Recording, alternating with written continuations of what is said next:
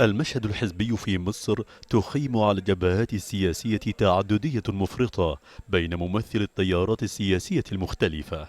أولا أحزاب الإسلام السياسي، منها أحزاب النور والأصالة والفضيلة، وتنافس على غالبية مقاعد البرلمان. تشترك في رفض مدنية الدولة والعلمانية الغربية. مواقفها ملتبسة من ممارسة الديمقراطية والمواطنة. حزب الحرية والعدالة هو الذراع السياسية لجماعة الإخوان المسلمين، ويرى أن مبادئ الشريعة الإسلامية هي المصدر الرئيس للتشريع، مع الإقرار لغير المسلمين بحقهم في الاحتكام إلى شرائعهم فيما يتعلق بالأحوال الشخصية. حزب الوسط هو المنافس الأبرز لحزب الإخوان، نتيجة للتقارب بينهما في المبادئ السياسية، وكون قيادات الحزب من المنشقين عن الإخوان المسلمين في التسعينيات. ويتميز بوضوح المواقف في قبول مدنية الدولة والمواطنة. الأحزاب الليبرالية، يتصدر التيار الليبرالي حزب الوفد الجديد الذي ينافس على غالبية المقاعد. حزب الجبهة الديمقراطية ينافس بنحو 133 مرشحا لانتخابات مجلسي الشعب والشورى.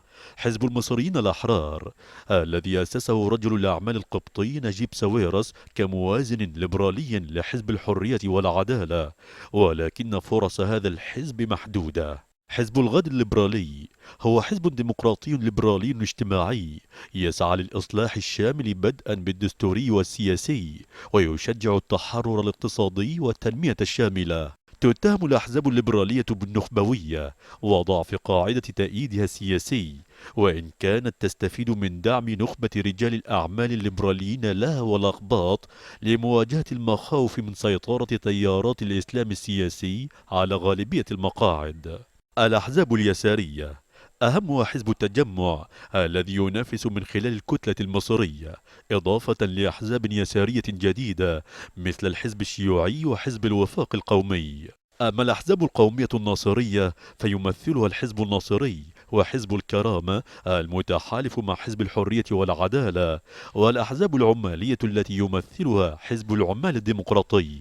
تدعو إلى الحفاظ على دولة رعاية قوية قادرة على حماية المواطنين من الاستغلال الاقتصادي. أحزاب الوسط، حزب العدل ينافس على 150 مقعدا منفردا، يقدم نفسه على أنه منفتح لكافة الميول السياسية، وتعتمد رؤية الحزب على دولة مدنية عادلة وحرة.